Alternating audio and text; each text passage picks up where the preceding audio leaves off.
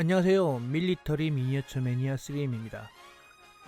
인류가 이론을 현실화시킨 것 중 가장 큰 성과 중에 하나가 이론 물리학에 기반한 핵분열이고, 이걸 말도 안 되는 살상무기로 만든 핵무기는 그 성과가 이루어낸 최악의 결과였죠. 그리고 그런 핵무기는 2차 대전 일본을 대상으로 한 실전에서 최종적으로 사용되고 난 이후 단 한 번도 실전에 사용되고 있지는 않습니다. 사용위기가 없었던 것은 아닙니다. 모두가 다 아는 쿠바 위기에서 미소 양측은 서로를 겨냥하는 일촉즉발의 상황까지 갔었고, 핵무기는 오직 미국만이 보유한 시점인 한국 전쟁에서도 미군은 대규모 병력이 중공군과의 교전에서 희생되면서까지도 핵무기는 사용하지 않았습니다. 이제 핵무기는 미치광이 테러리스트가 아니면 자국의 심각한 영토 침입이 아닌 이상 사용하는 것은 영화에서나 나올 법한 시나리오가 된 것 같아요. 하지만 문제는 여전히 핵무기 보유국과 비보유국 간의 전략적 전력이 비대칭은 존재한다는 겁니다. 그리고 적지 않은 핵 보유국은 주변의 국가보다 재래 전력이 우수한 것이 일반적인 형상이죠.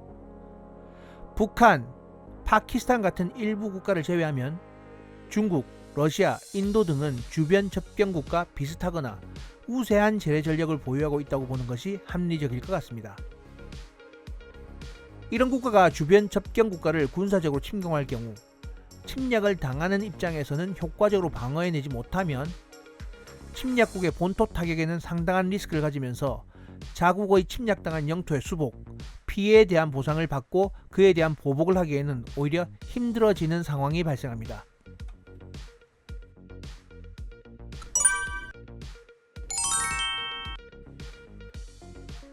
우크라이나전을 보면 러시아의 신경을 끄은 우크라이나이긴 하지만 러시아가 선제 공격을 했고 서방의 지원을 통해 수세에 몰리게 되자 오히려 핵무기를 가지고 위협을 할 때 우크라이나는 대응에 고심하는 것을 보아 알고 있습니다. 이런 상황에서 비핵 보유국일수록 핵 보유국과 재래 전력을 통하여 분쟁이 발생한 경우 제대로 반격하고 방어하여 자국의 실질을 손실하는 상황을 최소화해야 한다는 결론이 도출되죠. 즉 핵무기의 위력이 강해지고 그로 인한 핵 보유국 간의 직접적인 군사 분쟁이 발발하기 어려워질수록 오히려 비핵 보유국의 재래 전력 확충은 중요해지고 있습니다. 이런 상황에서 한국 육군은 포방부라고 불리기도 하죠. 모든 전력의 중심이라고 할 정도의 전력을 포병에 집중하고 있습니다.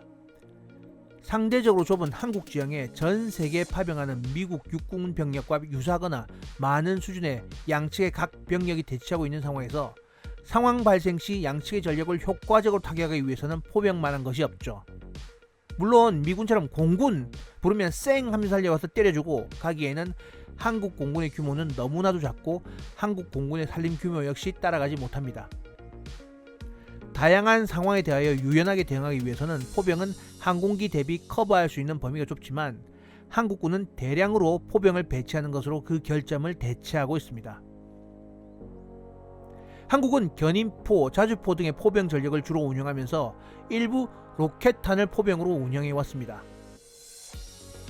2차 대전 때까지만 해도 로켓은 곡사포 대비 짧은 사거리, 빠른 속사 능력, 광역 제압에 적합한 무기로 평가되었습니다.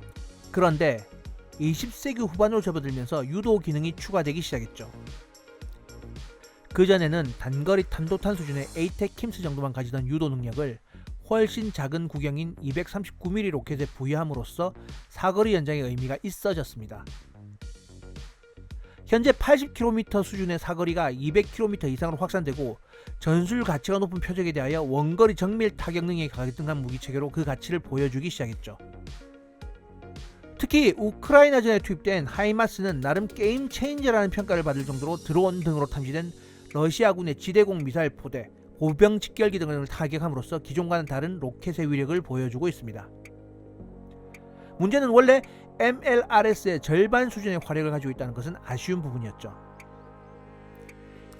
C-130의 탑재가 불가능해 신속한 전개가 어렵다는 단점이 있긴 했지만 실제로 전장에 전개되고 나면 지속 사격 시간이 짧은 것은 전개 이후에도 계속 문제가 되었었습니다. 그래서 미국의 로키드 마틴, 독일의 라이트메탈의 합작으로 GMARS라는 이름으로 개발이 진행됩니다. 록히드 마틴은 발사체를, 라인메탈은 차대를 맡아 두 기업이 다연장 로켓을 개발합니다. 미사일 발사기는 MLRS의 12기 발사 체계를 가지고 오게 되고, R에는 차륜 이동을 통하여 중량 감소, 이동 속도 및 기동성의 향상을 꾀하게 됩니다. 2023년에 개발이 시작되어 2024년에 공개됐습니다. 거의 1년이 안 걸렸다는 이야기인데요. 거대 기업 간의 거래에서 1년이라는 시간은 조직 꾸리고 문서 저장 표준 설정하는 것만도 거의 몇 개월이 걸리는 걸 예상하면, 개발된 로켓 발사 체계를 그냥 차량 차대 위에 얹는 것이 다일 정도의 수준입니다. 특히 기존의 MLRS 위에 있던 발사체를 차량 위에 얹은 것 이상의 큰 변화가 없을 테니까요. 기존의 하이마스에 사용되는 제어 저준 체계를 그대로 사용하고 2배 이상 키운 것 이상의 전자적인 변화는 없어 보입니다. 이미 궤도식에서 장륜식으로 변경된 상황은 하이마스에서 모두 경험한 내용이라 크게 다르지 않을 것 같아요. 탄약은 MLRS와 완전히 호환되므로 대인 자탄부터 원거리 유도탄 에이테킴스까지 사용이 가능하며 그 용도 역시 매우 다양합니다. 원래부터가 대량의 기갑부대 공격에 대항하기 위한 목적으로 설계된 MLRS의 무장을 사용하는 만큼 대량의 기갑부대에 대해서도 효과적인 타격을 가할 수 있고, 현재 유도 로켓은 80km 이상의 사거리를 두면서 대포병 레이더와의 연계도 가능합니다. 이는 적 포병의 사격을 탐지하면 적 포병 사거리 밖에서 대포병 사격을 개시할 수 있으므로 적 포병에 대한 활동 범위를 제한하는 기능도 가지게 되죠. 차대로 사용되는 차륜식 차량은 무한 궤도식의 차량에 비하여 야지 운용성이 떨어진 것은 분명한 사실입니다. 하이마스의 경우 야지 운용성은 희생하더라도 항공기 수송을 통한 신속 전기를 위하여 야지 기동성의 중요 요소인 무한 궤도 차대를 포기했었죠.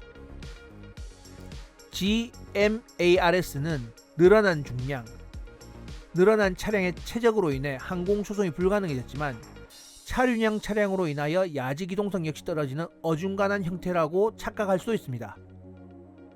하지만 동일한 수준이라 할지라도 운영기간상의 수명 주기 비용, 운용 비용, 차량의 초기 획득 비용이라는 이점은 큽니다. 궤도식 차량이라는 것은 솔직히 움직이는 것이 이상할 정도로 어거지로 움직이는 것인 만큼 궤도의 수명의 한계가 존재합니다. 그만큼 유지 보수 시간이 들어가고 강한 출력으로 인한 부하, 엔진의 유지 보수 등 전반적인 유지 보수 비용은 차륜식 차량 대비 모든 면에서 높습니다. 그리고 사거리가 길어지긴 했지만 타격을 위해서는 장거리 이동이 필요합니다.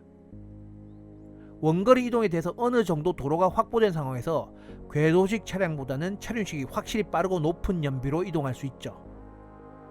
그리고 현대 발전된 차륜형 기술은 이전의 궤도형 대비 작전 능력이 크게 떨어지지 않는 것으로 보고되고 있습니다. 그런데 이걸 자세히 보면 국산 무기 천무와 정확하게 부딪힙니다. 스펙뿐만 아니라 외관을 보아도 거의 차이를 느끼지 못하는 수준이에요. 배치된 지 10년 가까이 되는 천무와 최근에 배치된 GMARS의 외관이 완전히 동일할 수는 없지만 컨셉의 차이는 없다고 보아야 할 것 같습니다. 추가적으로 로켓 발사기의 성능은 자주포나 견인포와는 다르게 발사체의 성능에 의해 좌우되는 만큼 성능의 차이는 거의 없다고 보는 것이 맞을 것 같습니다. 아랍에미리트, 사우디아라비아에 수출되어 운영되고 있고 유럽에는 폴란드에서 운영되고 있는 만큼 유럽에서 확대되고 있는 사용국가의 천무와 정확하게 부딪히게 될 것처럼 보입니다. 그런데 의외로 이 경우 성능이나 무게 경쟁력이 천무가 높습니다. 먼저 차대의 경우 폴란드의 자체 차대를 사용한 것으로 결론을 날 만큼 조립, 설치 등에 유연합니다. 유럽 차량이 성능적으로 우수할 경우 한국은 차대 수출을 강요하지 않는 것으로 보여요. 물론 차량까지 같이 수출하게 되면 더 좋겠지만 차량의 제조 기술이 있는 국가이거나 주변국에서 차량을 저렴하게 수입할 수 있는 경우라면 차량은 직접 수입해서 제조할 수 있습니다. 차량을 제조할 수 있는 유럽 국가에서 수입하는 차량의 원가가 천무의 차량인 두산 대비 저렴할 가능성이 크지 않지만 향후 유지 보수와 부품 수급 여러가지 장점이 있는 만큼 그 가능성을 열어두고 도입이 가능한 천무의 유연성은 장점일 수 있습니다. 그리고 로켓 무게 성능을 결정하는 로켓탄. 한국은 2003년 MLRS의 도입 이후 미국으로부터 로켓탄을 라이센스 생산하고 있습니다. 기후 27,000발 이상 무지막지한 수량을 생산하고 해외에 수출하고 있죠. 미국이 신형탄을 생산하게 되면 그 탄종 역시 생산해서 보급하고 있습니다. MLRS는 단종된 지 오래된 기종이지만 야포와는 다르게 발사 시 차량에 전해지는 충격이 매우 약하고 위력, 사거리, 명중률은 로켓탄을 업그레이드하면 적용되는 차량이라 여전히 미군에서 사용되고 있고 그 위력과 화력은 인정되고 있습니다.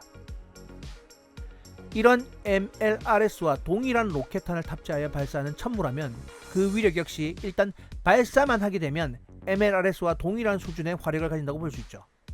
당연히 미국 본토에서 생산된 탄보다는 비용적인 우위가 있을 거고 위력이나 품질이야 MLRS 표준 규격이 당연히 만족스러울 것이라 보입니다.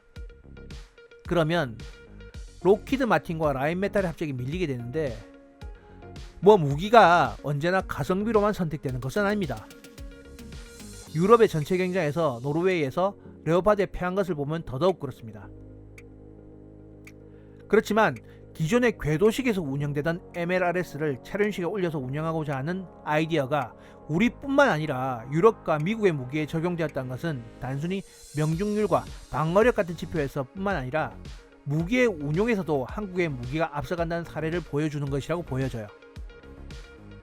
탄종 역시 지속적으로 개발되고 있는 상황이라 일부 전략적 정밀 무기 체계가 아닌 다음에야 거의 대부분의 경우 천무의 로켓 운영 체계가 유럽 무기 대비 우위를 확보할 것으로 보입니다.